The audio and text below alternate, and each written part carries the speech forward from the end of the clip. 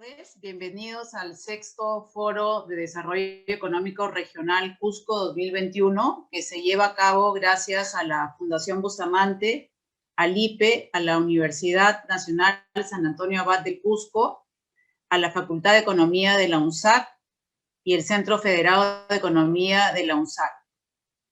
Les recordamos que pueden dejar sus preguntas en la sección de preguntas y respuestas que están en la base de la pantalla más adelante. Y recordarles también que el día de mañana tenemos la clase de Economía Pública a las 6 de la tarde. Para dar inicio a este foro, los dejo con las palabras de apertura de Manuel Bustamante, quien es presidente de la Fundación Manuel J. Bustamante de la Fuente. Muchas gracias.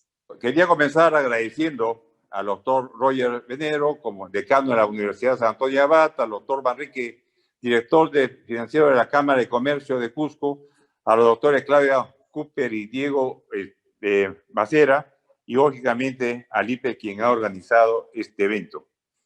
Este evento es el sexto Foro de Desarrollo Económico Regional del Cusco, organizado por el IPE, y con el apoyo de la Cámara de Comercio de la Universidad Nacional San Antonio de Abad del Cusco, su Facultad de Economía y su Centro Federado. La Fundación desde el año 2013 ha auspiciado 20 foros regionales presenciales, convocándose a destacados economistas y profesionales en lo que se analiza la realidad nacional con énfasis en la información económica y la problemática de la región. A diferencia de anteriores oportunidades, actualmente estas sesiones se desarrollan de manera virtual gracias a la ayuda de la tecnología. En medio de un periodo de grandes retos, la tecnología ha hecho posible que continuemos estudiando y trabajando de manera remota cuando la salud lo ha permitido.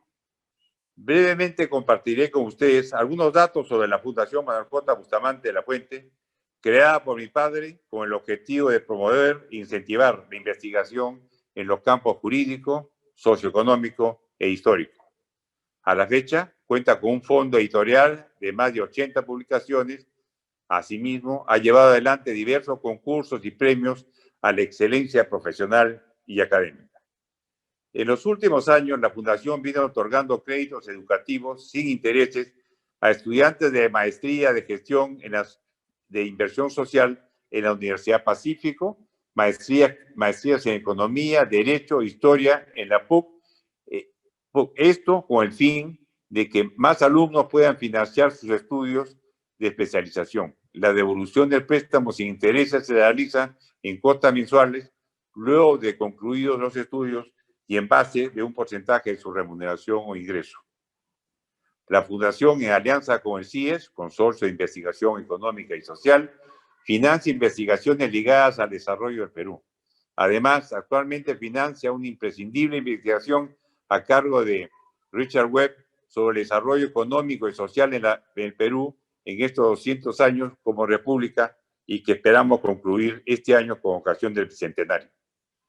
Con el ánimo de contribuir el debate en las distintas regiones del país, tenemos un acuerdo con el Instituto Peruano de Economía para llevar adelante foros centrados en el desarrollo económico y social del país y de cada región visitada.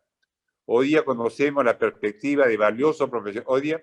Conoceremos la perspectiva de valiosos profesionales como Claudia Cooper y Diego Macera, quienes analizarán la situación de la región Cusco en el contexto de la economía del país. La Fundación Manuel Bustamante de la Fuente considera que con estos eventos contribuye en forma descentralizada a hacer llegar a los estudiantes y jóvenes en general información actualizada de su región y hacer un enfoque de los elementos de sustento de un desarrollo sostenido. El futuro de una nación reside en la solvencia de su política económica y de una separación de funciones entre el sector privado y empresarial y la que corresponde realizar al Estado en las tres áreas prioritarias y de su competencia: salud, educación y seguridad. Distraer la actividad del Estado y los recursos públicos en otras funciones, como algunos políticos pretenden, resulta inaceptable en la medida que en la actualidad el Estado cumple deficientemente sus funciones prioritarias. Estamos seguros que la conferencia de hoy y la clase de Economía Pública de mañana enriquecerán el debate con miras al crecimiento y desarrollo de la región del Cusco. Sin más, en nombre de la Fundación, les agradezco su atención. Muchas gracias a Manuel Bustamante por las palabras de apertura. A continuación escucharemos a Claudia Cooper, que ella es ex ministra de Economía y Finanzas y actualmente es presidenta de la Bolsa de Valores de Lima. Gracias, Claudia, te escuchamos. Gracias, Laura. Voy a compartir una presentación.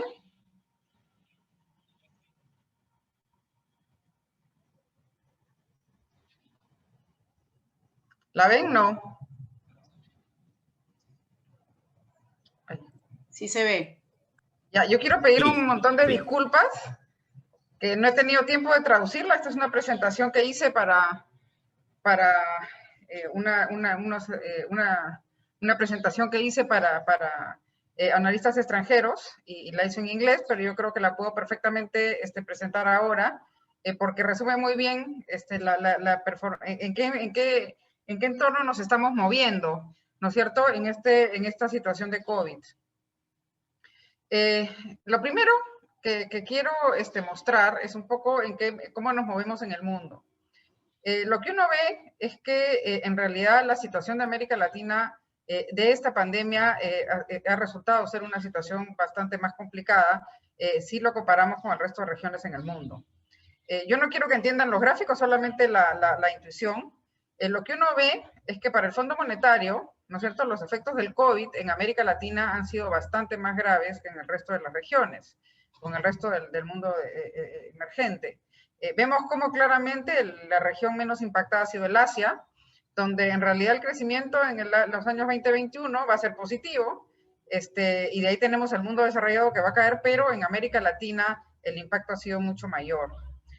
Cuando vemos la trayectoria del PBI hacia el 2022, según proyecciones del Banco de Inversión JP Morgan, vemos pues que para ellos América Latina es el que más lento se va a recuperar, y eso producto de que gracias al problema que tiene institucional América Latina, entre ellos el Perú, se requirieron unas cuarentenas muchísimo más fuertes, ¿no? Estas cuarentenas muchísimo más restrictas, lo que terminaron haciendo es atacando el crecimiento de nuestras economías. En resumen, lo que tenemos es que en realidad ha sido la región más golpeada, diría yo, en el contexto global. Sin embargo, cuando uno ya empieza a ver, ¿no es cierto?, en la recuperación, vemos que sí, que efectivamente lo peor esto, obviamente todo esto es antes de la última cuarentena, ¿no? Lo que uno ve es que ya la economía estaba en visos de recuperarse. Casi todas las áreas ya veíamos que de la fuerte caída que hubo en esa estrictísima cuarentena en el segundo trimestre del año pasado, se empezaba a recuperar de manera satisfactoria. Sin embargo, ya cuando analizamos al interior de la región, lo que vemos pues es que Perú tuvo el efecto sobre la actividad más importante, si lo vemos dentro de los países con los que normalmente nos comparamos, que son los países de la Alianza del Pacífico. Esa enorme, gigantesca cuarentena en la que nos vimos involucrados a partir de marzo del año pasado, obviamente nos pegó a nosotros mucho más fuerte que al resto de nuestros pares de la región. Sin embargo, la buena noticia es que cuando uno esto lo ve ya en un contexto mucho más amplio, dentro del ciclo global, vemos que dentro de la región el Perú sigue siendo el país, digamos, con un crecimiento más importante, teniendo el bache más grave luego de esta pandemia, ¿no? Sin embargo, la perspectiva es que para casi todos los analistas que proyectan el crecimiento del Perú, dentro del ciclo grande, todavía seguimos siendo un país que lideraría el crecimiento en los próximos años. Yendo más hacia los sectores, lo que uno ve es que claramente en esta pandemia los sectores dentro del COVID que más han crecido son los sectores ligados al sector primario, ¿no? Que fueron además a los que se les aplicó la cuarentena menos estricta, que es el caso de minería e hidrocarburos, es el caso del gas también, la pesca y la manufactura primaria. Esos son los que permitieron que en realidad el PBI no se nos cayera aún más. Sin embargo, ya en el periodo post-COVID, o sea, luego que se supone vamos a salir de esto, van a ser esos sectores no primarios los que van a ayudarnos a liderar el crecimiento, y ahí vamos a tener el sector construcción, el sector servicios. El sector servicios sería interesante ver al interior, pero probablemente en los sectores más auspiciosos dentro del sector servicios está, por ejemplo, el turismo. Una vez que se nos recupere la economía, lo que vamos a tener es probablemente esos sectores los que nos van a liderar. Pero en este año, ¿no es cierto?, en el 2021 y el año pasado, los que nos han ayudado relativamente han sido esos sectores primarios a los que se les aplicó una cuarentena menos estricta, dado que se les permitió recuperar actividades más rápido. El gráfico de izquierda lo que muestra pues es la enorme caída del PBI, ¿no? Estamos hablando de la gigantesca dimensión de esta crisis. El tema que sí es muy importante y yo creo que ahí la recuperación va a ser bastante más lenta y nos lleva a problemas mucho más estructurales es el mercado laboral. Vemos pues junto con los datos que vimos en el PBI, el Perú cuando uno ve ya en un contexto global, es uno de los países que vio un crecimiento del desempleo más grande, ¿no?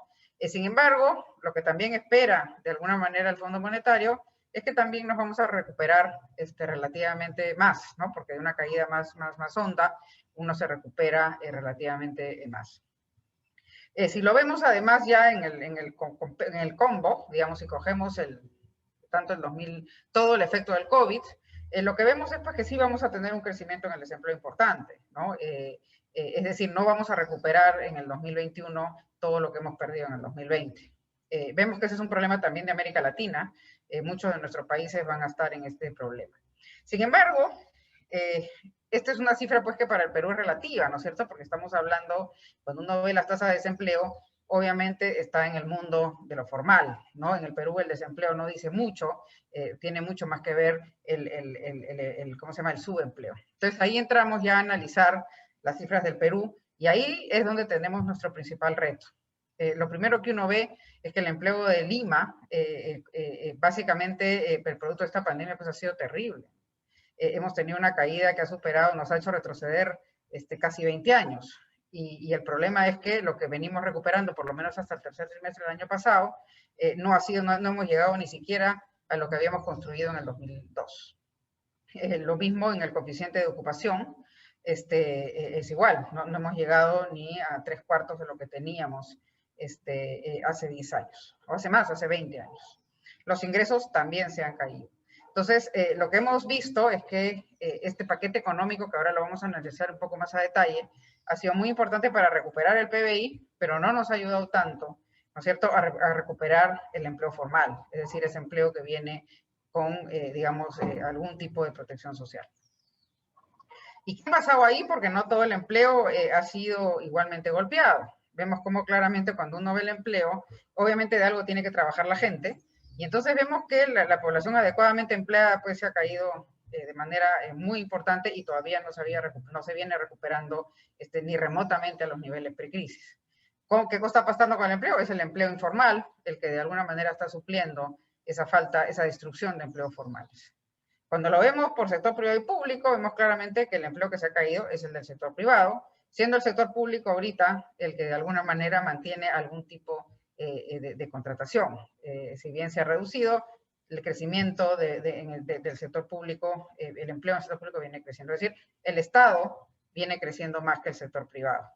Y también vemos que el problema ha sido sobre todo en Lima. Cuando lo vemos por sectores, y esto es preocupante, vemos que claramente el desempleo que más se ha subido es el de los jóvenes y en las pymes. Es decir, en los sectores más importantes o más vulnerables. El problema con los jóvenes es que nos lleva a un problema de inseguridad importante, ¿no es cierto? Y en el tema de las pymes es que claramente se genera un problema social importante. Ante esto, analizaremos un poco el enorme y ambicioso paquete que lanzó el gobierno anterior.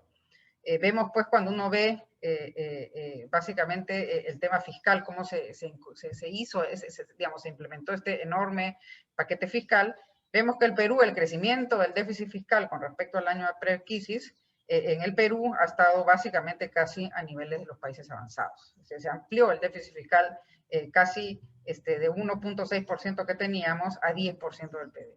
Yo personalmente, que tengo más de 50 años, nunca he visto un déficit de ese tamaño, ¿no? Y entonces, para los que somos macroeconomistas, esto sí genera cierta preocupación porque eso no se puede quedar así. En algún momento vamos a tener que empezar a reducirlo. La esperanza, básicamente, es que esto se reduzca por lo menos a 6% el próximo año. Con esta nueva cuarentena o esta segunda ola se ve difícil. En el aspecto monetario, el Perú también hizo un ambiciosísimo paquete. No solamente se creó una enorme función de liquidez, o sea, se dio al mercado y al sistema financiero toda la liquidez que se necesita, y esto generó un programa de créditos que también permitió, de alguna manera, paliar el problema de crecimiento en el Perú. ¿Cómo regresamos? Tenemos, por lo menos que estas previsiones se cumplan, tenemos que empezar a la consolidación fiscal. Y la realidad es que es un tema muy complicado, porque tampoco podemos retirar los estímulos para que se nos afecte la economía, y entonces, básicamente, va a ser importante. Entonces, ¿cómo vamos a hacer para consolidar el tema fiscal, para reducir ese déficit, sin, en realidad, ¿cómo se llama?, afectar el crecimiento y los retos que se nos vienen en el mediano plazo? Tenemos que continuar con algún tipo de reformas. Analizando bien el tema del déficit, y esto es algo que a nadie parece importarle, porque como nosotros hemos vivido una situación macroeconómica tan sólida, nadie se entera de que eso ha costado mucho tenerlo, y sobre todo, tanto el Ejecutivo, sobre todo el año pasado, como el Congreso ahora, no parece interesarles que acá tenemos que bajar ese déficit a como dé lugar. Vemos cómo claramente se explotaron el incremento en los gastos, y mientras que los ingresos se nos caían. En cualquier economía familiar, esto claramente...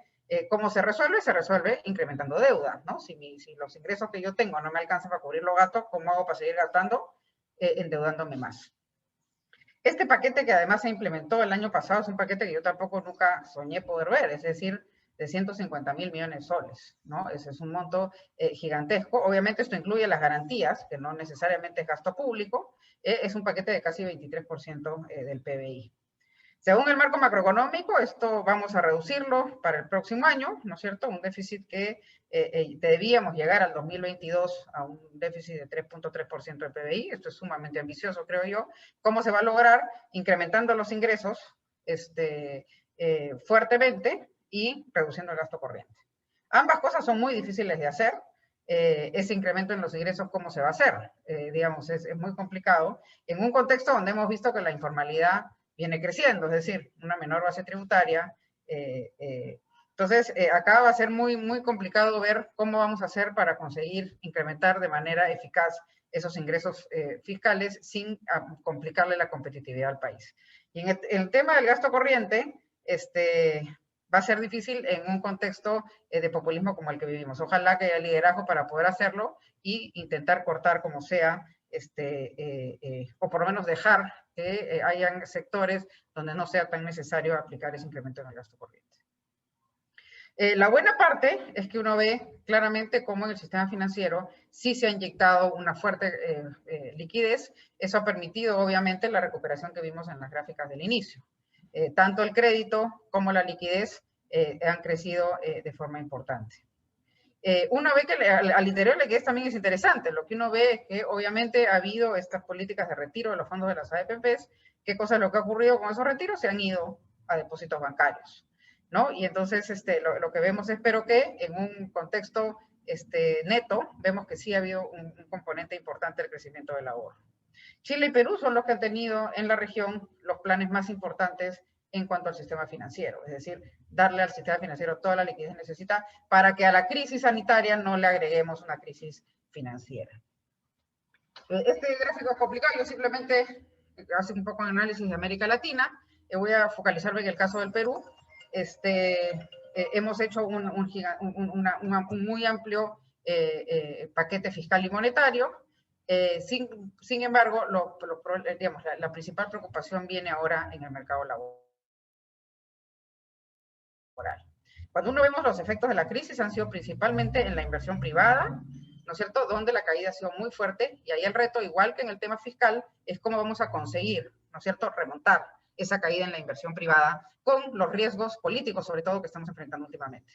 Y por otro lado, lo que también se ve, que es un aspecto también importante del efecto de la crisis, es el incremento en el consumo público, ¿no? Entonces, lo que tenemos es un poco lo contrario de lo que te diría digamos, un asesor en materia económica, es decir, no hagas a crecer el Estado demasiado si no tienes los recursos, y lo que tienes que hacer para retomar ese crecimiento, esa consolidación fiscal, la única forma es con crecimiento económico, y el crecimiento económico requiere inversión. Ese es el reto que tenemos por delante. La parte sí que es, digamos, una buena noticia, es que lo que sí tenemos son unas cuentas externas absolutamente sanas, y a pesar de la crisis. Lo que uno ve es básicamente que la cuenta financiera sigue siendo muy positiva, los dólares siguen entrando al país, y nuestra cuenta corriente en realidad también es perfectamente manejable. Tenemos reservas, ¿no es cierto?, muy auspiciosas que continúan creciendo y son más que suficientes, ¿no es cierto?, para honrar la deuda de corto plazo y también para solventar nuestro déficit en cuenta corriente. Estas cifras en realidad son auspiciosas inclusive si en el Perú a nivel mundial. Yo creo que pocos países tienen esta solvencia externa. Esto obviamente se va a traducir en una estabilidad del tipo de cambio, como vamos a ver más adelante. Yo acá sí quiero, esta es una cosa un poco más complicada, pero sí quisiera mostrar lo importante que es, ¿no es cierto?, el modelo económico para tener esta solvencia externa. En los años 90 se implementaron, nuestra Constitución permitió una libre modalidad de capitales, permitió un tipo de cambio libre y permitió un tratamiento igualitario entre la inversión privada local y la inversión extranjera. Entonces, cuando uno empieza a ver, ¿no es cierto?, lo que uno tiene, es que básicamente, ¿no es cierto?, en realidad las salidas de capitales del Perú son producto de remesas de utilidades, es decir, son producto si yo no tengo ingreso de dólares, tampoco voy a tener salida. Es decir, para yo poder remesar utilidades producto de la inversión extranjera, tengo que tener inversión extranjera.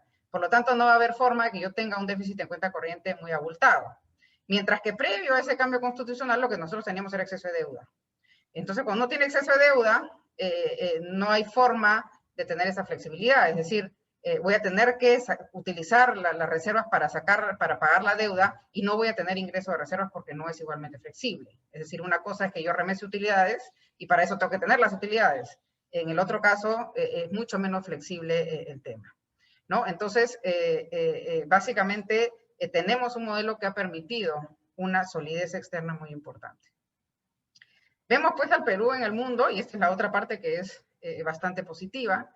Vemos cuando uno ve la deuda en el Perú antes del COVID y después del COVID, lo que vemos es que a pesar del enorme incremento fiscal, seguimos teniendo una de las deudas más bajas del mundo en realidad. Esto obviamente con las proyecciones de consolidación fiscal que hemos mostrado anteriormente. Si vemos la estabilidad de precios, pasa exactamente lo mismo. El Perú es el punto rojo y vemos los puntos negros, en realidad que es el mundo desarrollado. Entonces, lo que ves es que el Perú, en términos de estabilidad monetaria, obviamente jugamos en las grandes ligas. Lo mismo, ¿no es cierto?, en el tema del tipo de cambio. Vemos cómo, en realidad, el tipo de cambio del Perú se mueve también con monedas del primer mundo, con las monedas duras. Mientras que si lo vemos dentro de la región, el tipo de cambio peruano es el más estable de la región de lejos. Es decir, la moneda peruana, como las cuentas externas peruanas, obviamente se mueven en un terreno, ¿no es cierto?, del primer mundo. Esto, como dije, gracias a una estructura de nuestra balanza de pagos que es absolutamente sostenible. Es decir, no tenemos exceso de deuda, tenemos libre movilidad de capitales, y eso nos ha permitido tener unas cuentas externas absolutamente sostenibles y sólidas. En cuanto al riesgo país, tanto como digo, nuestra baja deuda como nuestras cuentas externas sólidas nos han permitido tener el riesgo país más bajo de la región. Vemos cómo claramente ha habido un cambio estructural acá. Antes Brasil era el país más riesgoso de América Latina, y ahora, más que América Latina o de Sudamérica, o de los países emergentes de América Latina, y vemos cómo hoy día las políticas erráticas en México han llevado a que sea México hoy día el que tiene el riesgo país más alto. Sin embargo, yo acá quiero un poco hablar de lo que probablemente muchos de ustedes han leído en los medios, ¿no es cierto?, y es el tema de la crisis, del riesgo político que se ha empezado a generar. Lo primero que uno ve es que en realidad nuestro tipo de cambio se ha movido siempre contrario, ¿no es cierto?, a los términos de intercambio, es decir, al precio de los commodities. Hoy día, a pesar de que tenemos un incremento en el precio de los commodities muy importante, tenemos un tipo de cambio que se está devaluando. El tipo de cambio, yo siempre he dicho, es el primer síntoma, ¿no es cierto?, del problema, es como la fiebrecita, ¿no es cierto?, que uno empieza a ver para tratar que está, digamos, es el síntoma de problemas probablemente que está teniendo el cuerpo más importantes. Y entonces cuando vemos el tipo de cambio, básicamente en comparación a la región, vemos que sí ha habido una devaluación mayor, que en el resto de países de América Latina, por lo menos con los de la Alianza del Pacífico y más Brasil.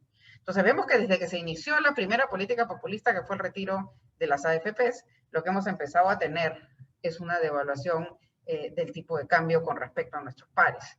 Es decir, lo que está ocurriendo es que los agentes económicos, si bien todavía no hemos comprometido las estructuras, ¿no es cierto?, de nuestro modelo económico, lo que sí vemos es que hay una fiebrecita, hay un cierto síntoma de que en realidad algo está ocurriendo y hay que tener cuidado. Lo primero que hace todo el mundo cuando siente que la cosa está inestable es se va al dólar, ¿no? Y el problema con ese tipo de cambio es que al final sí nos va a afectar a la población en general. Es decir, un tipo de cambio más caro implica importaciones más caras y muchas de las cosas que consumimos en el Perú se importan, sobre todo los bienes durables, por ejemplo, ¿no? Eso además va a traer, no hay nada que afecte más la inflación que un tipo de cambio que se deteriora muy fuertemente. Y acá empezamos a ver lo que genera todo eso. Y en realidad es un problema político, ¿no? Cuando uno empieza a ver qué es lo que está pasando, es que tenemos a los peruanos hartos de la corrupción. La corrupción ya no es solamente un tema para nosotros que lo vemos como un tema ético, como que no nos caen nuestros políticos, es un tema que el ciudadano ya lo vive día a día, cuando tiene que hacer un trámite, cuando tiene que lidiar con algún policía, cuando tiene que básicamente intentar ir a pagar algo del Estado, o cuando tiene que ir a atenderse en un centro de salud. En segundo lugar, viene ya el tema del desempleo. Creo que la economía se ha vuelto para los peruanos el segundo tema más importante, y el tema de seguridad, que además va ligada mucho al desempleo, ¿no es cierto? Ya hemos visto que son los jóvenes los que principalmente al no tener empleo se refugian en estos temas. Y cuando vemos es a quienes no quieren los peruanos, es sobre todo a los políticos. Y entonces ante esto, ¿qué han reaccionado los políticos? Tratando de congraciarse con los ciudadanos como sea. Y entonces hemos visto una cantidad, ¿no es cierto?, de políticas populistas que no les están dando ningún rédito, pero que de alguna manera nos están complicando. Y como dije, la primera fiebre de que se nos complica el tema económico es lo que hemos visto en el tipo de cambio. Ante esto, obviamente, tenemos otra vez la espada de Damocles de un cambio constitucional que sabe Dios cómo saldrá, y que de alguna manera, y sin embargo, cuando vemos qué cosas es lo que quieren cambiar los peruanos ante este cambio constitucional, más que el tema económico, son esos temas que le preocupan sobremanera, es decir, la corrupción, esos políticos a los que no quieren, y el tema del desempleo. Yo, para finalizar, quiero hacer un balance de los riesgos que enfrentamos. Lo primero es, a nivel global, es un tema que no solamente afecta al Perú, sino al mundo, es que podemos tener una recesión económica que sea más alta de lo esperado, sobre todo en el marco de esta segunda ola, que no solamente la tiene el Perú, sino la tienen todos los países del planeta. En segundo lugar, que haya un deterioro de las condiciones financieras. Tenemos un incremento en el nivel de endeudamiento de las compañías y de los países, ¿no? Esperemos, y eso va a tener que consolidarse. No solamente el Perú tiene que consolidar su situación fiscal, sino también todos los países, digamos, a nivel global. Ese es un problema. Hay las tensiones políticas, ¿no es cierto?, entre Estados Unidos y sus socios comerciales, y también el problema de Reino Unido y la Unión Europea. Y el otro tema es que ya no hay espacio fiscal en casi ninguna parte, incluido el Perú. La parte positiva es que como tenemos los bancos centrales en el mundo han hecho esta inyección gigantesca de liquidez, plata para financiar proyectos viables, va a haber. Aquel que tenga un proyecto viable va a conseguir el financiamiento de ese proyecto, las tasas de interés están prácticamente en cero, y entonces lo que vamos a tener es la posibilidad de financiar el retorno del crecimiento, si es que logramos hacer, ¿no es cierto?, proyectos viables para utilizar esa liquidez. ¿Qué va a pasar? Ya acá hay un typo, hacia el 2021-2022, la incertidumbre política, ¿no es cierto?, es nuestro principal problema, sobre todo yendo al julio del 2021, y el tema del populismo y el manejo fiscal. Como dije, esa es ahorita nuestro principal talón de Aquiles, y si no logramos dar la señal después de 28 de julio, que estamos dispuestos a ser un país serio nuevamente, va a ser, obviamente, se nos pueden generar ciertos problemas. Los riesgos positivos del Perú es que tenemos todavía una economía muy estable y una deuda relativamente baja, y muy sólidos, una muy sólida situación externa y fiscal. Eso es más o menos todo. Muchísimas gracias. Gracias, Claudia, por tu presentación. Ha sido muy clara. A continuación tenemos la participación de Roger Venero. Él es decano de la Facultad de Ciencias Administrativas, Contables, Económicas y Turismo de la Universidad Nacional San Antonio Abad del Cusco. Gracias, lo escuchamos. Bien, si me escuchan. Sí, se escucha muy bien. Bien, en primer lugar quiero agradecer a la Fundación Manuel Bustamante de la Fuente, a la Cámara de Comercio y sobre todo, en particular, al Centro Federado de Economía por impulsar este tipo de eventos. Creo que desde la academia es importante y además por la información que ustedes suministran permanentemente a través de las redes sociales y sobre todo a través de vuestra página web. También saludar a los participantes, a Claudia Cooper por su brillante exposición, de una manera muy general nos ha expuesto, y también al representante de la Cámara de Comercio y a todos quienes en este momento están. Un saludo desde la distancia y que todos se encuentren bien de salud. En realidad mi participación va a ser un poco para mostrar cuál es la realidad en la que en este momento, en esta coyuntura, vivimos en la región Cusco. Me refiero no solamente al Cusco provincia, sino también a esas zonas tan alejadas como es Chumbivilcas, La Convención y otras zonas. De hecho que el entorno nos ha afectado muchísimo y de una manera muy fuerte, sobre todo en el Cusco, porque encontramos no solamente zonas o espacios urbanos, sino también encontramos muchas provincias y muchos distritos y muchas comunidades muy alejadas y sobre todo desde la perspectiva pues de que nosotros como universidad pública tenemos a muchos profesores, a muchos estudiantes, en realidad a toda la comunidad universitaria que en este momento pues hacen sus labores desde la distancia y teniendo aún muchísimas dificultades. Entonces, lo que ahora estamos encontrando, por ejemplo, yo lo había escuchado hace ya algún tiempo, de que estamos encontrando nuevos tipos de pobres. Los pobres ya no son pobres o pobres extremos, sino encontramos otros tipos de pobres, como esas personas que no tienen que comer, y esto lo vemos día a día a los alrededores de la ciudad del Cusco, en las zonas marginales.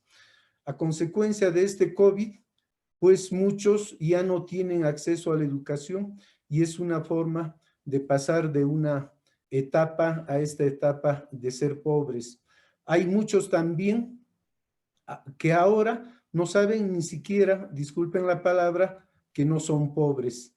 Y otro grupo que ni siquiera saben que son personas porque realmente pues el COVID nos ha afectado tomando en cuenta los muchos factores que tiene el entorno. No solamente es el entorno económico y los indicadores macroeconómicos, sino también tiene que ver pues con otras actividades, como por ejemplo, estamos viendo que ya estos microempresarios, estos ambulantes, pues entran a una situación por querer sobrevivir a estos conflictos sociales, como lo estamos viendo en los medios de comunicación.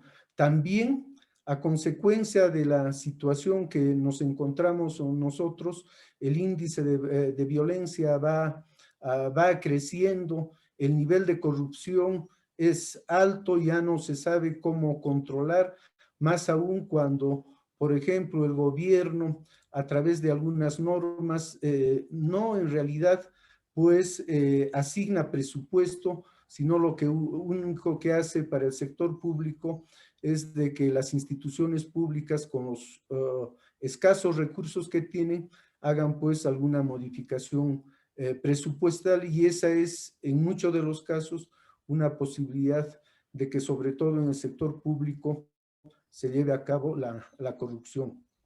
El nivel educacional, como ya lo había manifestado, pues en lugar de mejorar, de incrementarse, de que se articule con el índice de desarrollo humano, con la calidad de vida, pues para este año y el año pasado, que ha tenido mayor incidencia, pues está disminuyendo. Entonces hay muchísimos aspectos que habría que reflexionar, que habría que analizar, porque a la fecha todavía no encontramos alguna información estadística del comportamiento que se ha dado a partir del año pasado. Me refiero, por ejemplo, a cuál es la tasa de natalidad. Pareciera que es un tema que no tiene mucha incidencia, pero pues la tasa de natalidad seguramente se va a incrementar por las condiciones que vemos. No sabemos, en realidad son estadísticas que el gobierno nos muestra, cuál es la tasa de mortalidad. Sería bueno saber cuál es la tasa de mortalidad por género, por grupos etarios, a partir de este COVID, cuál va a ser la esperanza de vida, cuál es el nivel de empleo. Esto de los movimientos migratorios están cambiando también. Se puede notar que muchos que han migrado del campo a la ciudad, pues están retornando justamente a sus zonas de origen.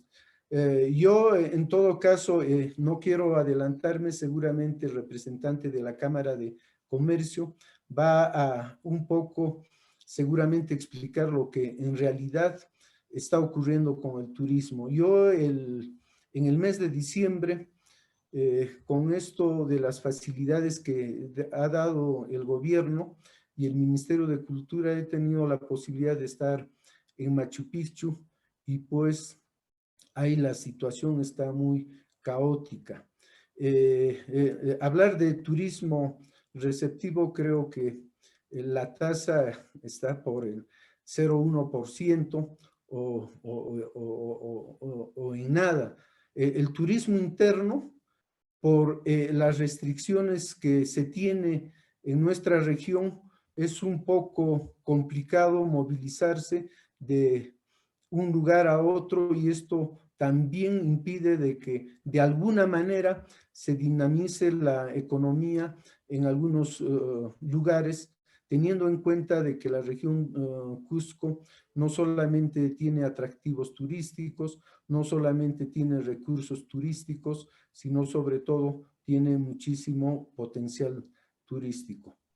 En todo caso, una vez más, yo quiero pues reiterar mi agradecimiento al Instituto Peruano de Economía, porque no solamente nos suministra información valiosa e importante, sino también que desde la academia pues se maneja esa información para llevar a cabo trabajos, sobre todo de investigación, y trabajos monográficos.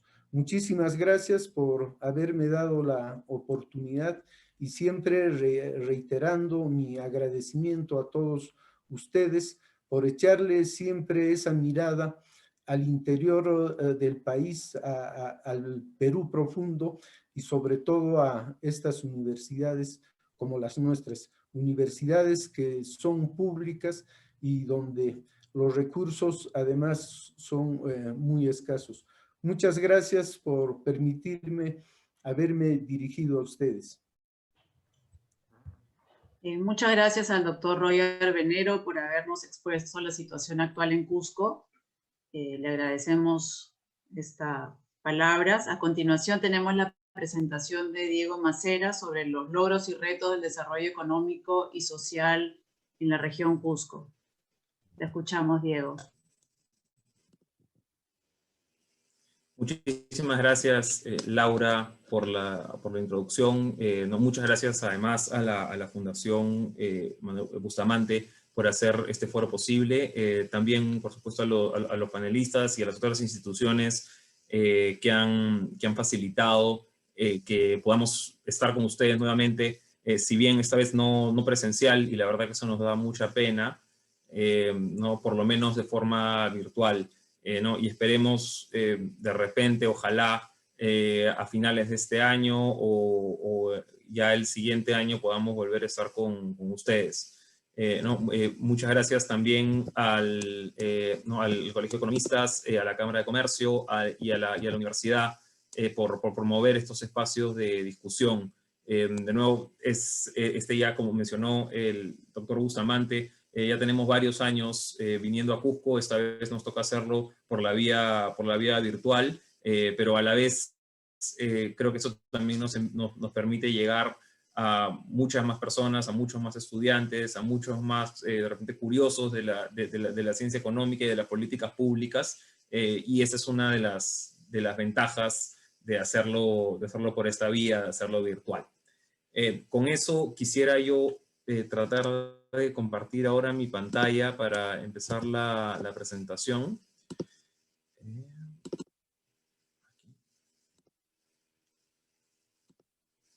¿Listo? ¿Se ve bien? Sí se ve, muy bien. Voy a asumir silencio administrativo positivo. A ver, quiero empezar la presentación con una estructura de repente un poco macro, y de ahí irnos aterrizando un poco más hacia lo micro, y hacia la coyuntura particular de Cusco en el contexto de la pandemia que estamos enfrentando. Entonces, empecemos con lo macro y nacional. La verdad es que esta pandemia agarra al Perú en un momento de desaceleración económica. Si bien habíamos estado en un contexto grande, cerrando brechas que habíamos tenido por muchas décadas de forma acelerada, a partir más o menos del 2013, 2014, perdemos un poco de velocidad, y perdemos pues, el ritmo al que veníamos llegando para cerrar estas brechas que tenemos hoy todavía con países desarrollados, de ingresos medio altos.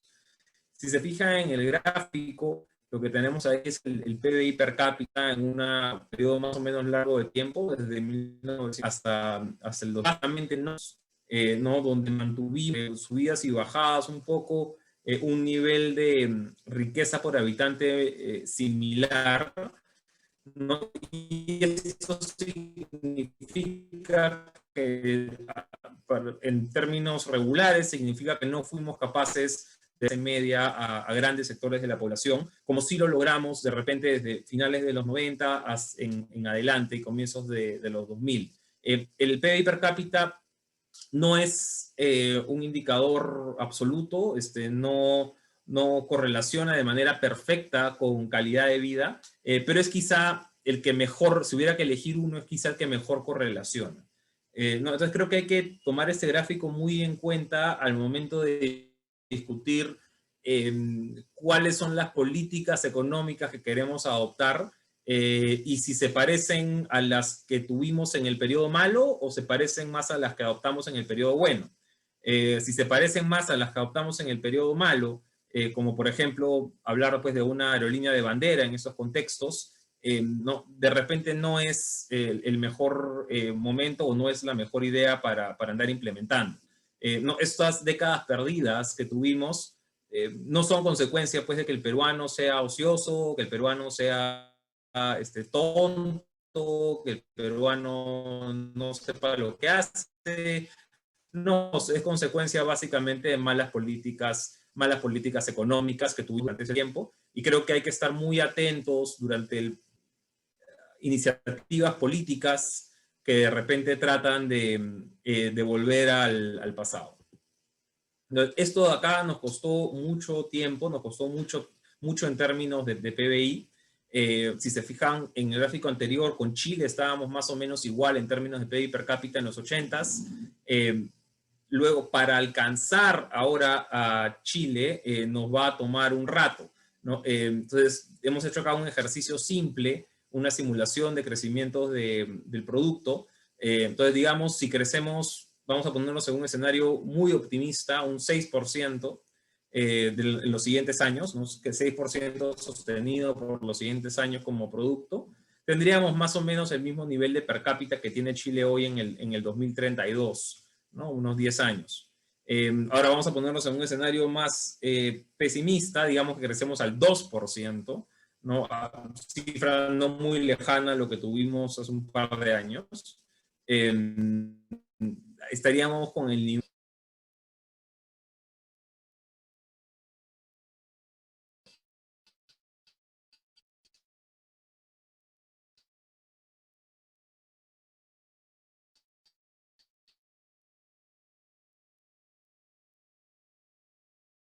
no estamos hablando, y acá un resumen conceptual imperfecto, como cualquier resumen de lo que nosotros podemos entender como sistema económico.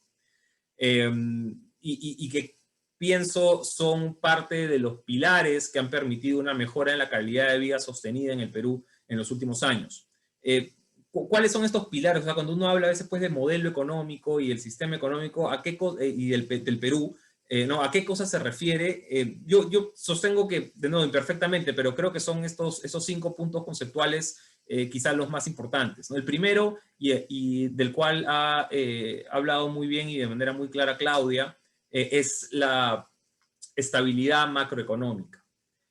¿No? Esto básicamente se refiere a tener unas cuentas externas, unas cuentas externas bajo control, tener la inflación bajo control, ¿no? Y no tener una política dispendiosa, no tener un gasto fiscal muy por encima de nuestras posibilidades y de nuestros ingresos. La responsabilidad macroeconómica es una piedra angular del sistema peruano.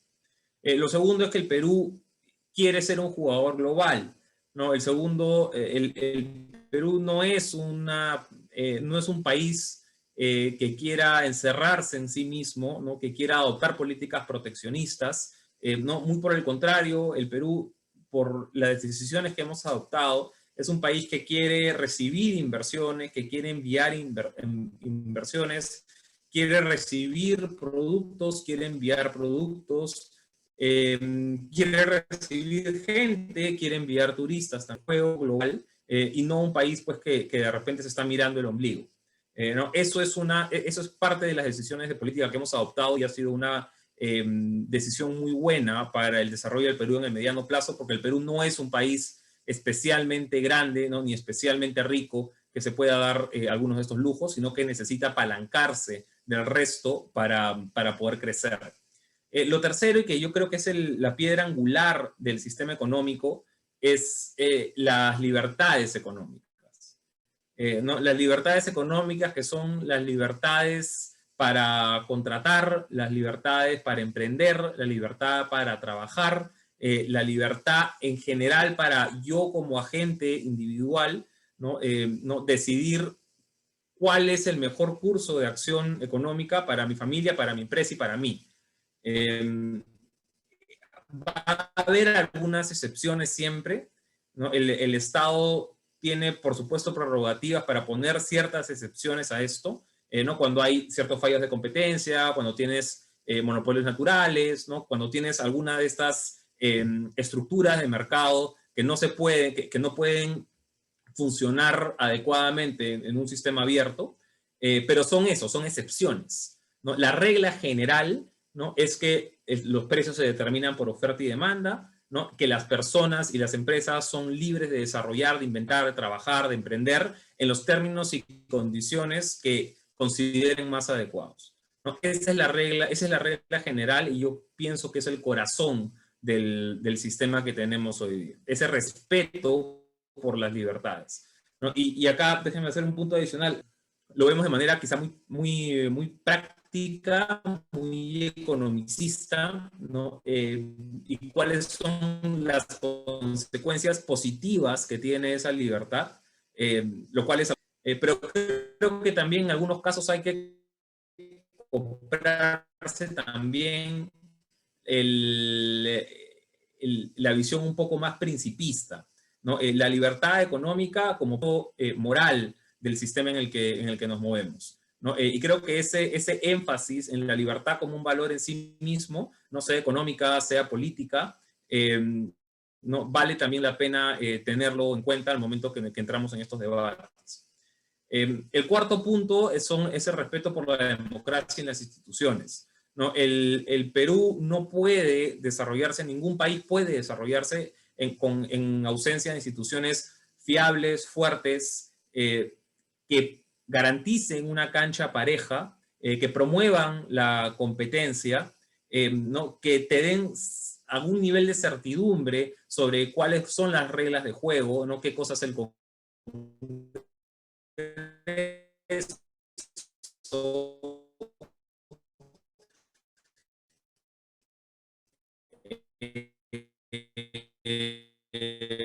no qué cosas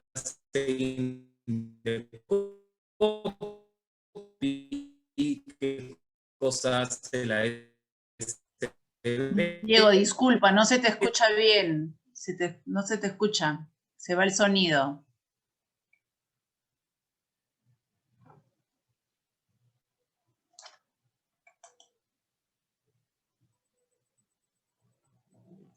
Vamos a esperar unos minutos a que Diego se pueda reconectar, por favor, que ha tenido unos problemas de conexión.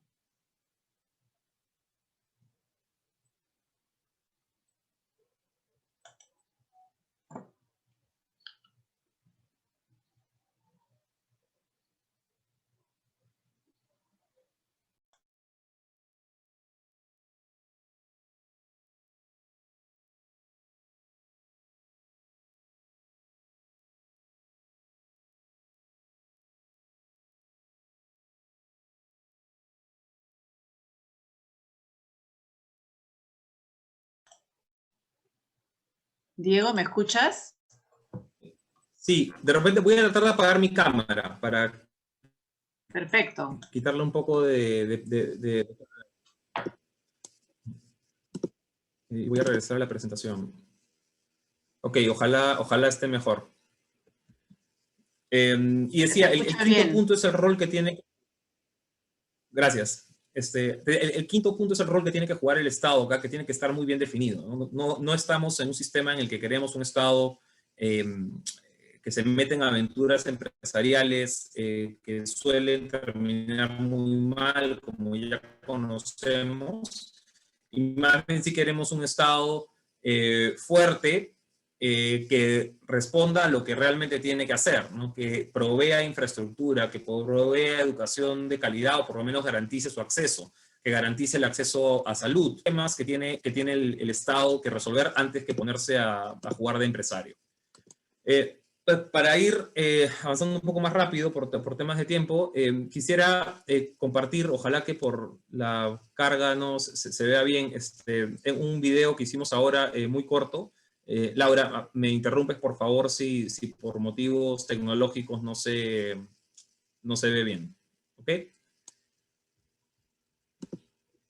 En el Perú, 2 de cada 3 trabajadores laboran en una empresa de menos de 6 personas. Muchos trabajan por su cuenta y el 90% de estos son informales. Ellos cuentan con poco capital, por lo tanto, su productividad tiende a ser muy baja y sus ingresos también. Para poder salir adelante como país, debemos promover una mayor productividad de los trabajadores. Para esto, hay 2 caminos complementarios. El primer camino consiste en construir un sistema con incentivos para invertir, contratar y vender cada vez más. Para esto, debemos eliminar las barreras tributarias, laborales y administrativas que hacen muy difícil que las micro y pequeñas empresas crezcan. Hoy les damos incentivos a los pequeños negocios para ocultarse y permanecer chicos o informales. Basta con ver el compendio de normas laborales que tiene casi 2000 páginas que se deben cumplir. Eso asusta a cualquiera. El segundo camino es fomentar la contratación en empresas que ya tienen alta productividad y pueden dar línea de carrera y mejores salarios. Estos 2 caminos complementarios contribuirían a aumentar los ingresos y la calidad de vida de millones de trabajadores.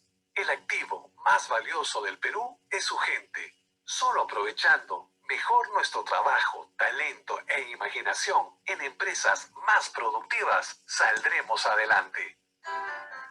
Instituto Peruano de Economía. El énfasis que quisiera hacer con este video en buena cuenta es que lo que necesitamos para avanzar es mayor productividad, ¿no? Ese es el santo grial. Lo que el sistema económico se basa en que tenemos que construir mejoras regulares en la productividad sostenidas a lo largo del tiempo, y esa es la ruta, en realidad a largo plazo, casi la única ruta para verdaderamente superar la pobreza y mejorar la calidad de vida de la población. Entonces, ¿cómo llegamos a esta casi bala de plata de las mejoras de la productividad? Uno de los caminos que queremos sugerir ahora es a través de mejoras en la competitividad, ¿no? Suprimos acá. Entonces, vamos ahora a salir un poco del tema nacional y llegar un poco más a estadísticas locales. Cusco, como otras regiones del Perú, ha tenido una de pobreza en los últimos años. Sin embargo, ya desde en los últimos, si miramos un periodo de repente un poco más corto de tiempo, ¿no? Digamos del 2013 en adelante, la verdad es que las ganancias han sido muy pocas, y eso tendría que llamar a una reflexión profunda de qué cosa estamos haciendo para integrar a las personas al quintil más pobre de la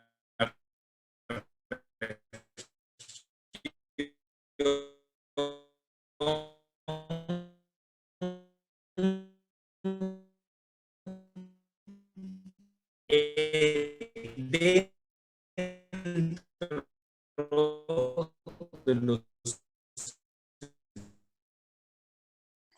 Diego, no te escuchamos bien. Las ganancias en términos de día han sido también en otras regiones. Acá estamos usando en el IPE la definición de clase media que usa el Banco Interamericano.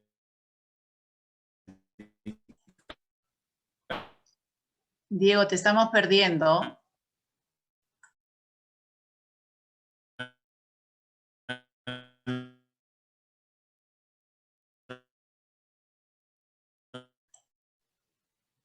De desarrollo. No te escuchamos, Diego. No, con ciertos umbrales de dólares por persona por día, y más o menos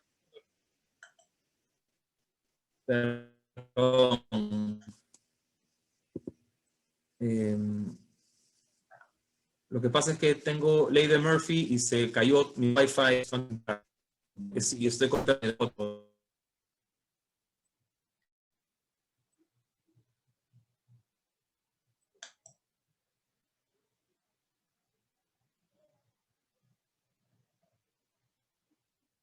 ¿Estás volviendo a conectarte?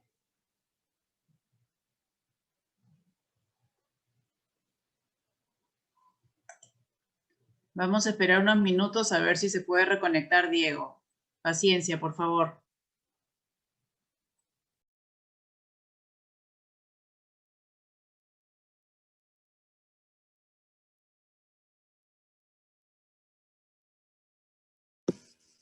Hola.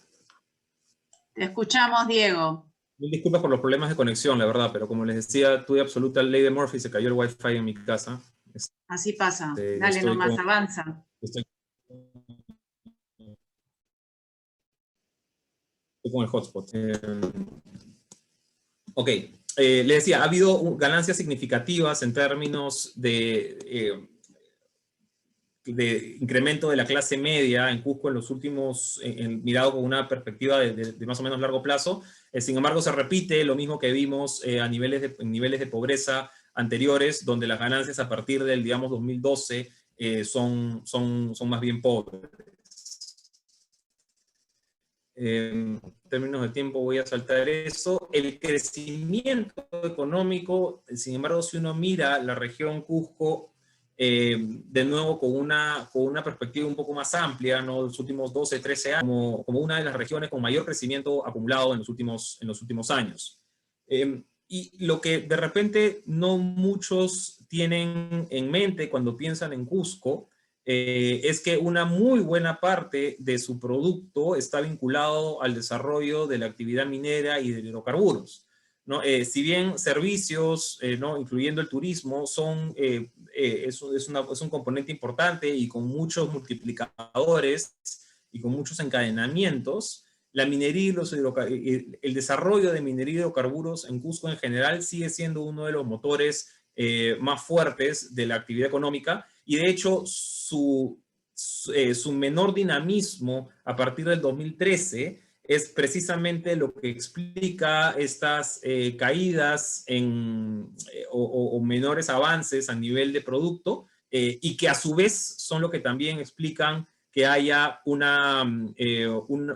menor crecimiento o menores ganancias en términos de clase media y reducciones de pobreza.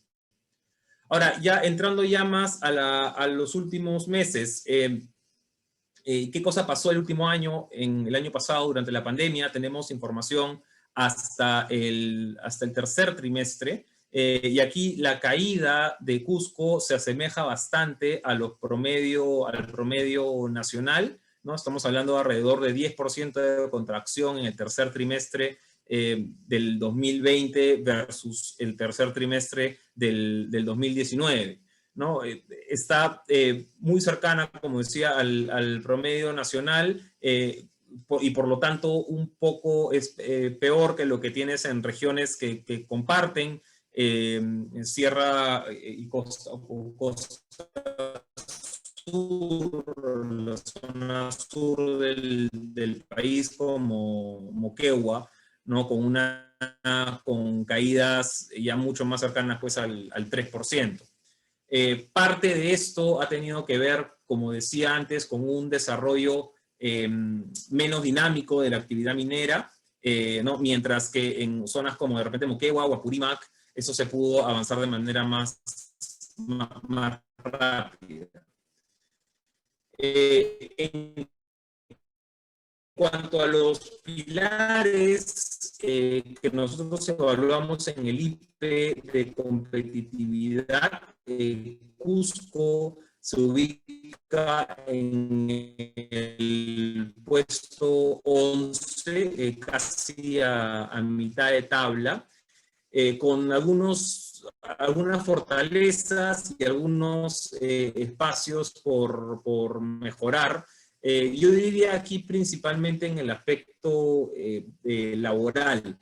Entonces, nosotros en el IPE construimos este indicador, el INCORE, el índice de competitividad regional. Tenemos 40 diferentes indicadores en estas 6 dimensiones que comparto aquí, que lo que tratan es de aproximar. Diego, no se te escucha bien, disculpa. ¿Cuál es la competitividad de cada una de las regiones del Perú? Y de cierto modo eso también da una imagen de cuáles son los... algunos puntos que acá me llamaron la atención, que han sido del acceso a Internet, que tiene región versus regiones del país, que con una economía cada vez vital, y en un contexto también, perdón, puedo volver a tratar a ver si se arregló mi Wi-Fi.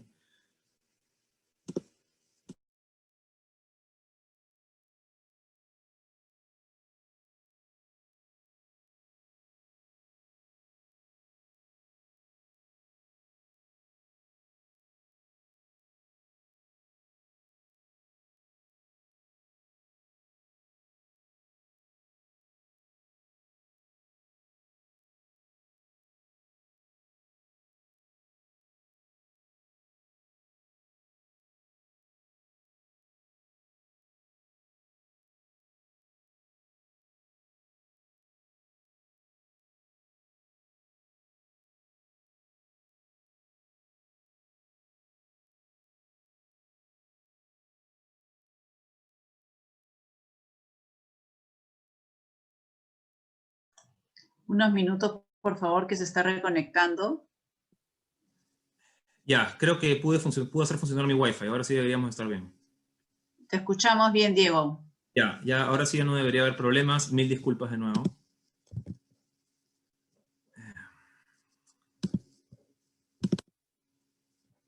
Ok, entonces les decía, uno de los temas aquí que llamó la atención cuando hablamos de competitividad y de mejoras en la productividad de mediano plazo es esta relativa poca penetración que hay todavía en hogares con acceso a Internet en Cusco versus otras regiones del Perú.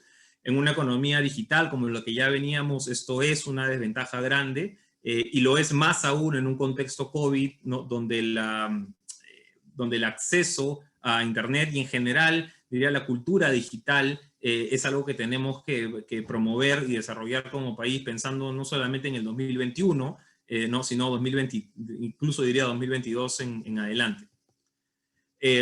Voy a avanzar esto por tiempo. Entonces, algunos mensajes con los que quisiera quedarme para la región. Yo pienso, yo acá soy de repente un poco más del lado pesimista. Yo creo que todavía tenemos para un buen rato de crisis económica y tenemos que planear acorde y ser realistas con ello. En Cusco en particular preocupa por supuesto el sector turismo, ¿no? Posiblemente el más golpeado, incluso más que el gastronómico en el último año. Y aquí lamentablemente no va a haber una receta mágica.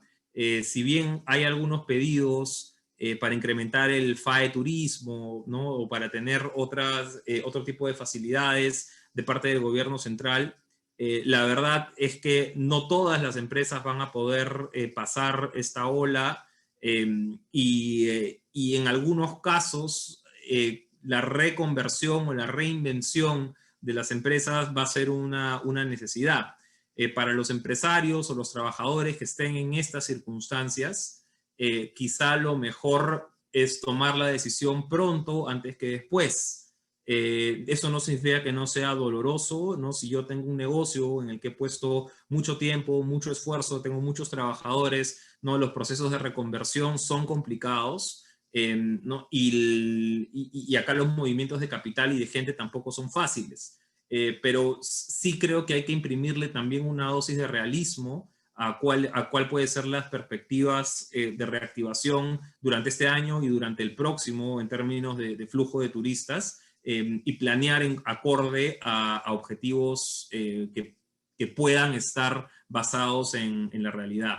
No, y no en lo que quisiéramos que fueran, ¿no? Creo que esto es bien importante entrando ya en el 2021. Lo otro es que en Cusco todavía tenemos mucho espacio para aprovechar potencial minero y en general extractivo que deberíamos poderlo encadenar a cada vez mayores redes de proveedores y de valor agregado hacia el producto final. En la región, como mencionaba antes, tiene un buen componente del PBI, del VAP, un primo cercano del PBI, relacionado a la actividad extractiva, ¿no? Y podría tenerlo aún más, y eso está bien, ¿no? El reto es ahora encadenar parte de esta actividad con otros sectores de la economía, aún más de lo que ya está. Lo otro, y que no pude comentar por términos de tiempo, pero Cusco también tiene una población económicamente activa muy ligada al sector agro, y acá hay un componente muy importante en la necesidad de multiplicar la productividad del sector agrícola. Y no digo multiplicar por usar la palabra a la ligera, ¿no? Yo digo, ciertamente tenemos que promover productividad agrícola por 2 o por 3 para mejorar la calidad de vida de millones de personas en la región que están vinculadas a la actividad y todavía cultivos de repente ¿no? de baja rentabilidad, con bajos márgenes, con tecnologías todavía muy tradicionales. Este impulso para revolucionar la actividad agrícola creo que tiene que ser uno de los componentes fundamentales. Y de nuevo, acá no es inventar la pólvora, ¿no? Esto pasa por mejor asociatividad, pasa por mejor calidad de semillas, pasa por sistemas de riego más sofisticados. ¿No? Es estrategia que ya se ha visto que funcionan en diferentes regiones incluso en diferentes países, y hay que replicarla adaptándola a lo que corresponde a la realidad de Cusco. Finalmente, el mejorar la calidad de la inversión pública es también una de las grandes variables que hay en la región. Se ha recibido muchísimos ingresos a partir del canon y las regalías que se han usado bien, mal. Ustedes podrán ser mejores jueces de ello, pero una de las grandes ventajas que tiene Cusco es precisamente esta bonanza de inversión pública, de potencial de inversión pública cuando los precios de los minerales están arriba, y es algo que no deberíamos desaprovechar, como de cierto modo hemos estado haciendo en los últimos años. Finalmente, y con esto ya concluyo, creo que el Perú, esto va a ser un bache en el crecimiento del Perú, la crisis de este año y del anterior, pero yo confío en que con un crecimiento sostenido del orden pues del 4% durante los siguientes 30, esto se va a ver como una anécdota económica, pero de eso depende de que tomemos buenas decisiones de política pública de aquí en adelante. Entonces, como un breve ejercicio de simulación, y acá les he puesto algunas opciones, ¿no? Si el Perú crece al 2% por 30 años, tendríamos más o menos el PIB per cápita de República Dominicana, al 3% como Chile, al 4% como Portugal, al 5% estaríamos más o menos como Francia, ¿no? Y ya, bueno, los sueños de opio, ¿no? Al 6%, ya más parecido al PIB per cápita de Estados Unidos. Pero lo que quiero resaltar acá, sin embargo, es que lo más importante no es si este año es crecimiento de 11 y el año pasado fue caída de 10. Lo más importante es que logremos construir las bases con política económica más o menos sensata, para consolidar un crecimiento sostenido. Yo aspiraría por lo menos por encima del 4% por los siguientes 30 años. Eso es lo que hace la diferencia y eso es lo que mejora la calidad de vida de la gente a largo plazo. Con eso culmino la presentación y de nuevo mil disculpas por los problemas técnicos. Gracias, Diego, por tu presentación. A continuación tenemos la participación de Luis Manrique. Él es director financiero de la Cámara de Comercio de Cusco. Gracias, Luis, te escuchamos. Hola, Laura, ¿qué tal? Buenas noches con todos. Bueno, primero agradecer al IPE por la convocatoria, ¿no? A la Fundación Manuel Bustamante, a la USAC, al empresariado cusqueño y, bueno, y a los estudiantes en general que hoy día nos acompañan en este foro, ¿no? Bueno, antes de entrar a la presentación y a las cifras, pues nada, recordar y un poco invitar a todos los que estamos hoy día aquí reunidos a seguir cuidándonos, a seguir tomando las medidas de precaución contra el COVID-19, que seguramente vamos a poder superar este bache que estamos teniendo y vamos a volver al crecimiento y a la abundancia que teníamos hasta hace unos años, ¿no? Bueno, ahora nada, paso a compartirles mi pantalla. ¿Ahí me pueden decir si se ve? Sí se ve. Muchas gracias. Bueno, perdón. Me tengo que...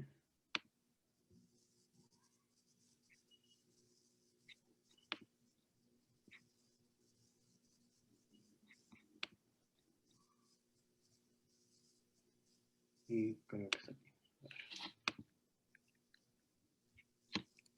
¿Sí? ¿Se puede ver? Sí se ve. Bueno, pero no sé por qué no me está dejando avanzar. Ahora sí. Muy bien. Bueno, primero darles algunos datos para ponerlos en contexto de cómo está la situación en Cusco, ¿no? Bueno, primero que el PBI de los últimos 6 años ha tenido un crecimiento de 1.6 en promedio, esto según cifras de INEI, se parece mucho a la presentación que nos hacía Diego. Bueno, se estima que esto en base a información del gobierno regional, que la caída de este año sea cercana al 18.6%, ¿no? Comentar también aquí que el crecimiento que se ve en el 2013, bueno, está explicado por las 2 mineras que tenemos en nuestro territorio, ¿no? Que, bueno, la comento más abajo, que son Antapacay y Constancia, ¿no? Que llegan a su capacidad máxima en cuanto a la explotación de minerales, ¿no? Otro dato importante es que Cusco es la 4ª región productora de cobre a nivel nacional. una vez más, teniendo en su coreografía Antapacá y Constancia, que es el 13% de la producción nacional. Dato muy importante, ¿no? Aquí tenemos nosotros el corredor minero, por el cual descargará pues todo este mineral hacia el puerto de Tizur en Matarani, en Arequipa. Otro dato interesante es que al censo del 2017, que es la información que se maneja todavía, Cusco registra una PEA empleada cercana a los 700.000 personas, ¿okay? Donde el sector turismo, que hoy en día es el más golpeado de la región en general, concentra el 17% de esa PEA, ¿sí? Vale. Y entrando un poco más en lo que es turismo, y bueno, y lo que manda aquí, es que el Perú recibió 4.4 millones de turistas, 60% ingresaron a través del aeropuerto Jorge Chávez, 21.7% a través de la frontera de Tacna, por Santa Rosa, ¿sí? Y el 7.5% restante y entró por la frontera norte a través de Tumbes, ¿no? En el 2019, Machu Picchu, que es la atracción principal que tenemos aquí en Cusco, pues recibió 1.5 millones de visitantes, y bueno, ahora el 2020 sabemos que no existe, y ahí lo podemos ver en el cuadro de la derecha, el arribo de turistas es mínimo, de turistas de turismo receptivo, y bueno, pues eso también le ha pegado mucho al ingreso de turistas a Machu Picchu, reduciéndose a más de 90% con respecto al 2019. Ya aquí, complementar con lo que decía el representante de la USAC, pues la situación en Machu Picchu y, bueno, y las comunidades que viven cercano a ello, pues la están pasando muy mal, ¿no? Otro dato importante, que al 2020 se mantenían 3.015 restaurantes, 2.253 establecimientos de hospedaje y 54 emprendimientos de turismo rural. ¿Sí? Esto prepandemia, hablemos de los meses de enero-febrero. Entonces, esto decanta en una población de 120.000 puestos de trabajo vinculados al turismo. Una vez más, 17% de la PEA. Hoy en día, y bueno, y con las nuevas restricciones que se nos ha dado por el gobierno central, pues a nivel de restaurantes ya sabemos que si es que el restaurante no presenta un área libre, pues no va a poder funcionar. Y bueno, ya el turismo, que en su mayor parte venía de Lima, tampoco va a poder venir para el Cusco, dejando en jaque pues muchos de estos negocios, ¿no? Y poniendo y comprometiendo estos puestos de trabajo que, bueno, que en lo que ha pasado del año pasado y este mes de enero, pues se están perdiendo, ¿no? Desde el sector privado y la Cámara de Comercio, pues nosotros creemos que se tienen que tratar de darle viabilidad a los proyectos emblemáticos que tiene la región. Número uno, el aeropuerto de Chincheros. Se tenía un presupuesto aproximado de 2.433 millones, y así también los proyectos anexos a este aeropuerto, ¿no? El tren de cercanías y la carretera Valle Sagrado-Cusco, ¿no? Eso, pretendemos que con esto se mejore la calidad de servicio que se le brinda al turista, y pues poder atraer una mayor cantidad de los mismos a la ciudad, ¿no? El gasoducto, bueno, que es historia conocida, que hoy en día lo tenemos en stand-by y que, bueno, pues solo se está dando un servicio de mantenimiento por una empresa, una empresa ayuda aquí, una empresa local, ¿no? Y ya por último, creo y creemos desde el sector privado que se debe de promover algunas otras actividades productivas tales como el agroforestal, los textiles. Hemos visto con buenos ojos iniciativas del gobierno regional por el tema de Compites, ¿no? Tratar de promover sectores como el de lácteos, los camellos sudamericanos, la quinoa, ¿no? Dentro de lo que es agricultura. Y sí, aquí en agricultura me quiero detener un momento, que escuchaba a Diego comentar acerca de esto. Sí existe una gran población de Cusco trabajando en agricultura, pero el problema aquí es el minifundio, ¿no? Entonces, minifundo, perdónenme. Las extensiones de tierra que tiene cada uno de los agricultores son muy pequeñas, lo que hace que el costo fijo de la operación pues sea muy alto, ¿no? Entonces, pese a que le metamos tecnología o le metamos mejores semillas, siempre es complejo tener una mejor productividad y por ende una mejor calidad de vida para el agricultor, ¿no? Entonces, Lo que sí creemos que debería de suceder es tratar de gestionar proyectos agrícolas donde las extensiones de terreno sean más amplias, se pueda tener una economía de escala que permita hacer al negocio más rentable y tener una oferta agroexportadora, como en el caso de Surchico y del norte, ¿no? Eso por el lado de la agricultura. Ya llegando a algunas de las conclusiones y las recomendaciones que el privado tenemos, ¿no? Es de vital importancia, una vez más, destrabar los principales proyectos de inversión en la región, esto para poder ver un crecimiento similar al de los años 2013, en el que la mina pues, fue la palanca de crecimiento de la región, eso número 1. Número 2, apoyo al sector turismo, que viene siendo el más golpeado en la región, ¿sí? Muchos puestos de trabajo en jaque y pues muchas economías familiares que se vienen afectando por esta situación, ¿no? Y ya un tercero, y esto va de cara al gasto público, ¿sí? Hemos recibido información acerca del canon que estaría recibiendo la región para este 2020. Sabemos que son 2 entregas, una a inicios y otra a mediados del año, y ya se ve una reducción de 47% en el Cusco, ¿no? Entonces, sí es información que la verdad preocupa bastante, ¿no? Tengo aquí el dato de 80 millones, se baja a 42 millones, entonces la verdad que preocupa porque seguramente este dinero es el que se tenía presupuestado para las obras de los gobiernos nacionales, tanto regional como de municipales, ¿no? Entonces, sí aquí hay una tarea por revisar por parte del Estado y bueno, tratar de promover, ¿no? Desde ahí las facilidades para que todos los sectores que forman parte de la economía cusqueña pues puedan salir nuevamente adelante, ¿no? Aquí ya para ponerle el punto final a esto, los quiero dejar con 2 ideas acerca de la importancia del Cusco para la nación. Número 1, por el lado de minería, el corredor minero, ¿no? Como les decía al comienzo de mi presentación, es el 13% de la producción de cobre a nivel nacional, son datos del año 2019, ¿ok? Y pues es de vital importancia tener zanjados los conflictos sociales que, bueno, se vienen suscitando desde el año 2019, ¿no? Haciendo que las minas paren y dejen de entregar el mineral en el puerto y pues se complique la economía a nivel nacional. Eso número 1. Y número 2, que el turismo para el Perú, o sea, bueno, de hecho la ciudad de Cusco, Machu Picchu, Sacsayhuamani y demás atracciones que tenemos en la región, prácticamente es el turismo del país. Entonces es sumamente importante que se establezcan medidas que puedan facilitarle a los empresarios del negocio de turismo, tanto de hotelería como de restaurantes, ¿sí?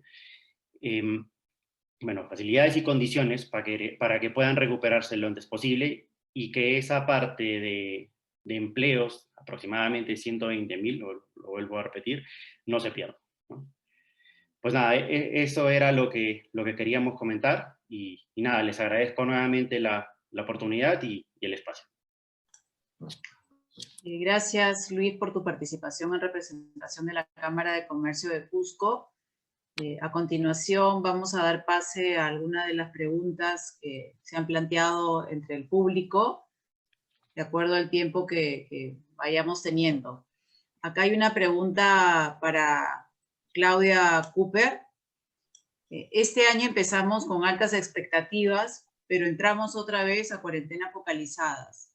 ¿Se dará un crecimiento en forma de V o seguiremos con tendencia hacia la baja? ¿Qué escenarios debemos esperar? Claudia, te escuchamos.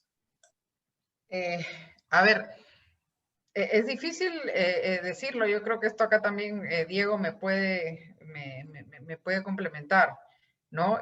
Todas las proyecciones que habían no incorporaban una nueva cuarentena, ¿no? Entonces lo más probable es que dependiendo del tamaño de la cuarentena, no sabemos si va a durar 15 días o si va a durar más, va a depender el crecimiento, ¿no? La diferencia es que esta cuarentena es una cuarentena muchísimo menos draconiana que la que tuvimos el año pasado, es decir, casi todos los sectores productivos se han mantenido operando, ¿no? Creo que va a tener un efecto más social, porque son básicamente las actividades que requieren aglomeración que están más ligadas a la pyme, ¿no? El sector servicios, el sector comercio. Entonces, sí, claro, yo creo que se va a tener que de alguna manera replantear un poco pero va a haber el efecto rebote igual, ¿no? O sea, vamos a crecer con respecto al año pasado porque la cuarentena pues ha sido muchísimo menor y esperemos que dure menos.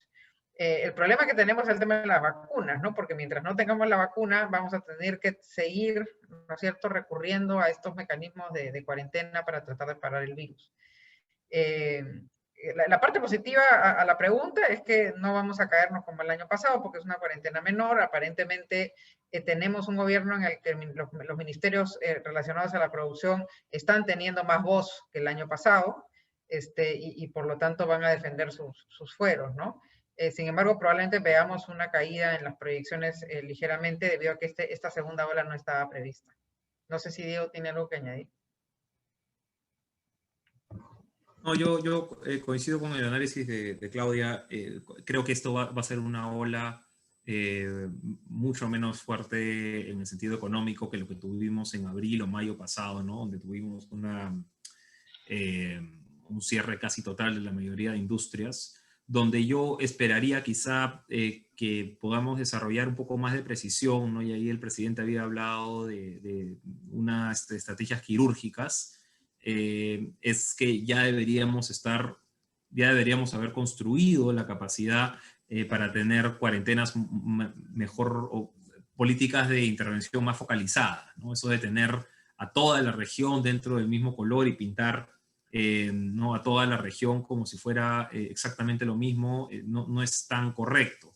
No sé, pues en Ancash estamos pintando a Chimbote y a Huaraz igual. ¿no? En Apurímac que estamos pintando en Abancay y Andahuaylas de la misma manera. ¿No? En otros países, ya no hay que irnos muy lejos, ¿no? En Chile o en Colombia hay cierta habilidad que te da la data para poner las cuarentenas a nivel pues, de comuna, de distrito, ¿no? mucho más precisas, ¿no? Y que es una política que te ayudaría no solamente a preservar vidas, teniendo un mejor control de la pandemia, sino también a preservar la actividad económica. Es una mejora con respecto a lo que teníamos antes, ¿no? Pero esta sistematización, ¿no? de extremo, muy alto, alto, es una mejora, pero quizás se podría hacer un poquito más preciso y sería tanto mejor, como decía, tanto para la salud como para la economía. Perfecto. Tenemos otra pregunta para Claudia.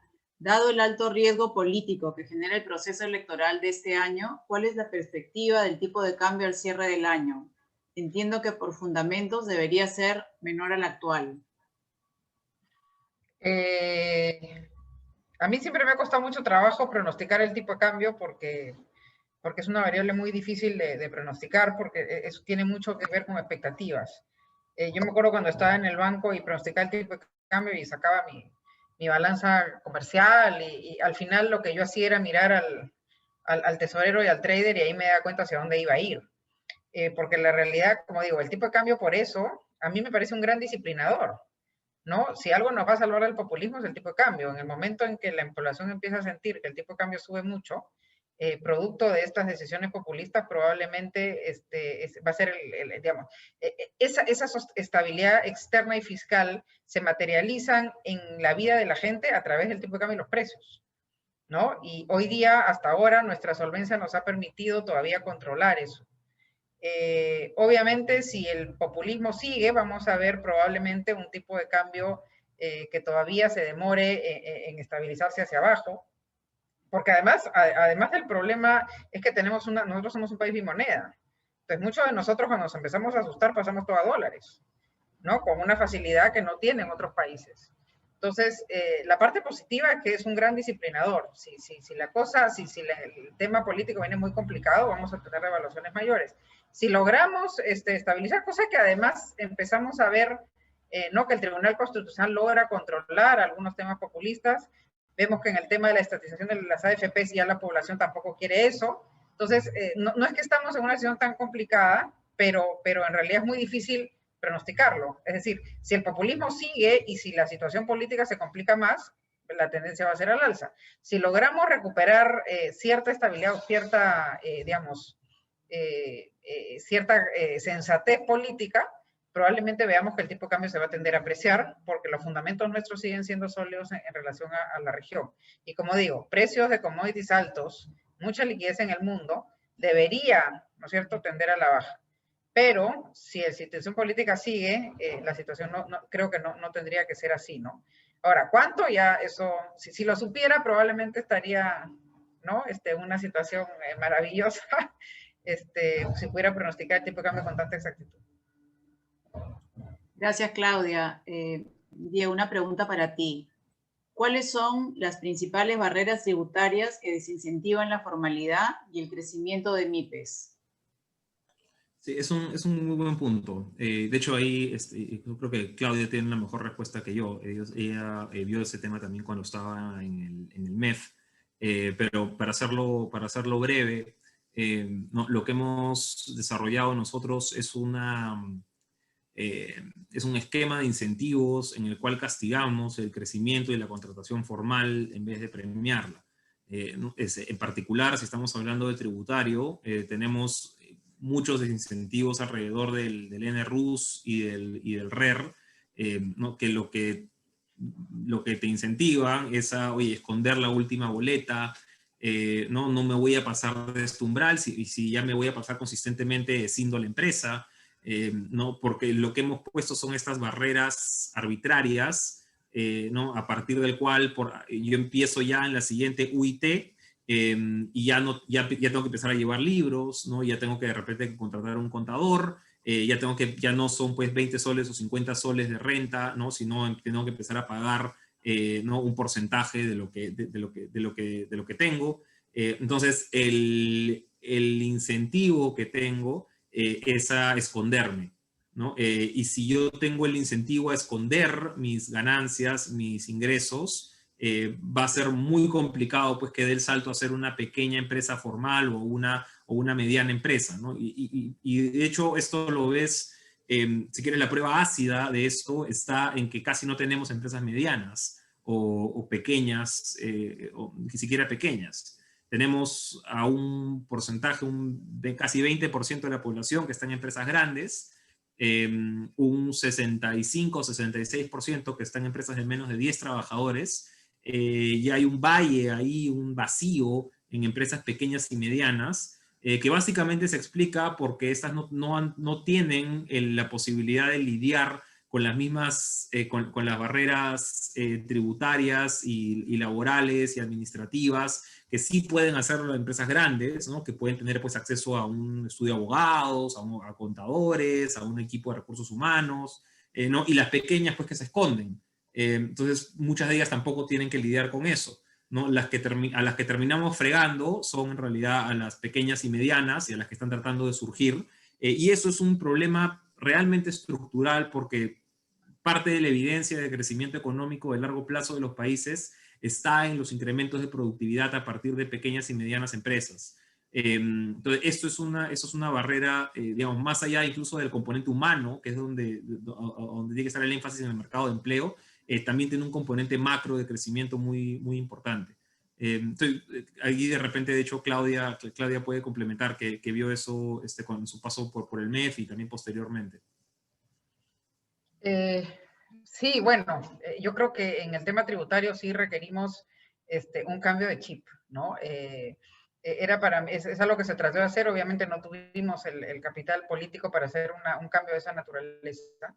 Lo que nosotros tenemos es una idea, ¿no es cierto?, que los cambios tributarios se realizan con cambios en normas, ¿no? Y lo que hoy día tenemos es una situación que hace cada vez más complejo lidiar con el tema de los tributos, y entonces el tema natural es a evadirlos, lo que ha dicho claramente Diego. Y en el tema de las empresas grandes, lo que te fuerzan es a litigar, porque cada vez es más enrarecido el ambiente, cada vez es más complicado esta frondosidad de normas que tenemos que unas se contradicen a otras. Y entonces las empresas muy grandes, hay una situación en la actualidad tributaria y en toda la política tributaria de confrontar y de presumir que nadie paga, y entonces tengo que litigar y seguir litigando. Entonces, claro, no estamos recaudando más y no estamos formalizando más. Ahí hay que tener un cambio de chip claro, ¿no es cierto? Es lo que uno tiene que es priorizar la recaudación, pero de una manera más ambiciosa, ¿no? Y eso solo se logra con un incremento de la productividad de las empresas. Es imposible con la productividad de empresas que tenemos ahora que puedan acceder a la formalización. Es muy bajita, ¿no? Y entonces con eso es muy difícil acceder. Tenemos que conseguir empresas más productivas y para eso necesitamos que crezcan y se desarrollen. Es muy difícil ser productivo con 2 trabajadores. Necesitamos empresas un poco más grandes, más productivas, con mayor escala. Por ahí pasa Lo que sí me temo es que ante la angustia, ¿no es cierto?, por generar recaudación en esta consolidación fiscal, hagamos más de lo mismo y peor, ¿no? Empezamos a ahogar a los que por lo menos tenemos a la vista, y eso nos va a complicar la competitividad y el crecimiento. Yo creo que ahí sí deberíamos exigir un poco más de rendición de cuentas de todas estas políticas tributarias a que nos están llevando, porque en realidad cuando uno ve el marco macroeconómico, que es lo que yo quise decir, están básicamente diciendo que van a conseguir incrementar la recaudación en 4 puntos del PBI a punta de reducir la ilusión. Y eso obviamente va a tener un problema, porque conociendo el modus operandi, es a ese que puedo ver, lo voy a tratar de ajustar al máximo, y eso va a poder ser quizá un limitante del crecimiento muy importante. Y eso es lo que da pena, ¿no? Porque ni voy a recaudar, ni voy a permitir crecer. Y ahí creo que vamos a tener que generar la mayor cantidad por lo menos tratar, ¿no es cierto?, de generar las sugerencias para que eso no ocurra, porque bajar competitividad y no recaudar, yo creo que es el peor de los mundos. Gracias a los dos por complementar la respuesta. Tenemos tiempo para una pregunta más, que es para Claudia. La pregunta es la siguiente: ¿permitir inversión privada selectiva con regímenes laborales modernos será la manera de ir reduciendo la economía informal?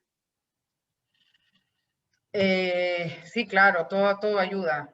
Yo creo que lo que hemos hecho a lo largo de todas estas épocas es, como te digo, bajar los estándares de la formalización para que en teoría la mayor cantidad de gente se formalice. Y eso no ha funcionado. Es decir, he creado estos regímenes especiales, tanto laborales, tributarios, y la verdad que en los laborales nadie se ha acogido, o muy pocos, y en los tributarios lo que hemos es dado una formalidad inexistente, porque pagar 50 soles al mes en un RUS es una formalizarse, ¿no? Eso es simplemente decir que me he formalizado, pero eso no es una formalización real, ¿no? Acá no se están generando utilidades fuertes, ni se está pagando un impuesto a la renta normal, ni se está contratando trabajo formal. Es importantísimo, sí, tener políticas laborales y tributarias sensatas que permitan que la empresa se desarrolle e incremente su productividad. En lugar de bajar los estándares de la formalización, tendríamos que estar focalizados en cómo hacemos para que las empresas sean más productivas y puedan acceder a una formalidad mínima, ¿no?